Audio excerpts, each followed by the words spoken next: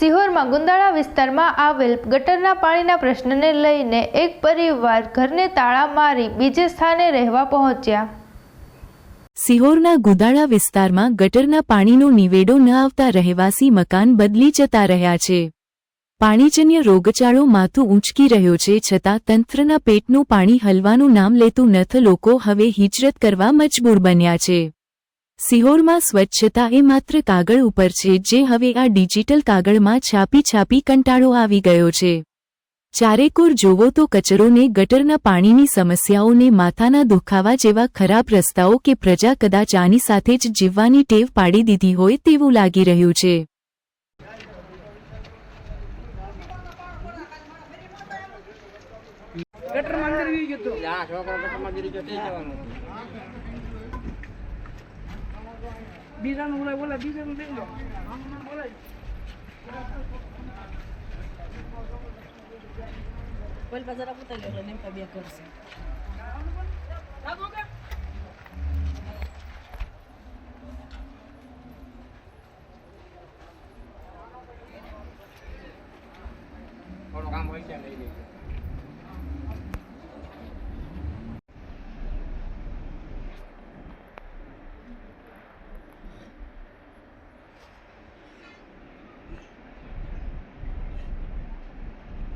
जो हमने बोला आवे पड़ी गयो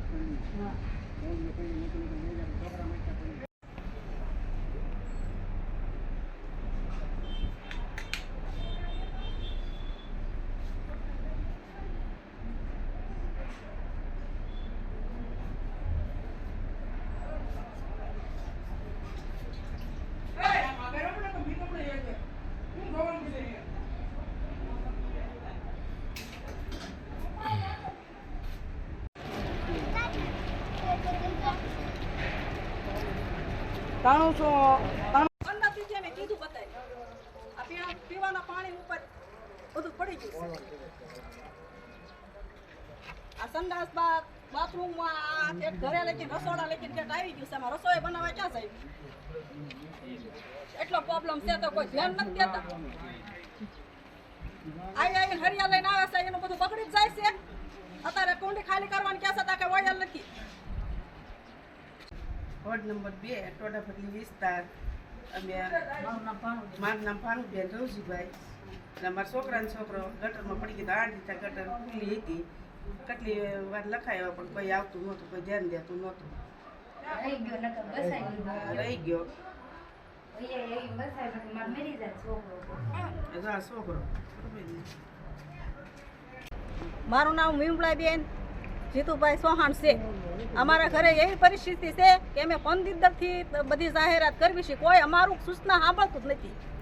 આ કુંડીમાં અમે કહેવી છીએ કે 15 દીથી બધાને કહેવી છે તો કે એમ કહેશે કે અમારું ઓલું જેટિક બગડી ગયું છે, કે અમારે ઓઇલ નથી, કે આ નથી। તો તકલીફ અમે ભોગવીએ। અમે બહાર રહેવા અત્યારે ખેતરોમાં વયા ગયા છીએ। અમારી સુવિધા તમે જોઈ જુઓ, કોઈ રસોઈ બનાવ નહીં, પીવાના પાણીનું અમારે સુવિધા હતી એ તે એમાં પાણી ભળી ગયું છે બધું ટાંકામાં। ક્યાં વિસ્તારમાં તમે રહો છો? 2 નંબર વિસ્તારમાં, ટોડાફટલી વિસ્તાર। ઓકે, ગુંદાળા બાજુ? હા, ગુંદાળામાં। અને આ પ્રોબ્લેમ અમે 2 મહિનાથી સહન કરવી છે। તમે કોઈને ફરિયાદ કરી હતી અગાઉ? હા, 8 જણાને ફરિયાદ કરી, સરપંચને કરી, ઓલાને કરી, નગરપાલિકા વાળાને એમ કે કીધું છે આવે છે આવે છે આવે છે। આ 15 દિવસ થયા છે, હજી આવ્યા નથી। અત્યારે તમારી પરિસ્થિતિ કેવી છે? બસ અમે બહાર મેકીને વયા ગયા, જોઈ જાઓ અમારા તાળા તમે મારીને વયા ગયા છે, તમે જો। તમે માંદગીનું કાંઈક કહેતા તો શું હતું? બીમાર પડી ગયા? બીમાર પડી ગયા, મારા ઘરવાળા બીમાર પડી ગયા, એ તો આવ્યા જ નથી હજી। એ મા દીકરો અત્યારે અમે આવ્યા, બીમાર પડ્યા એટલે અમે ના દાખલ કરી દીધા છે।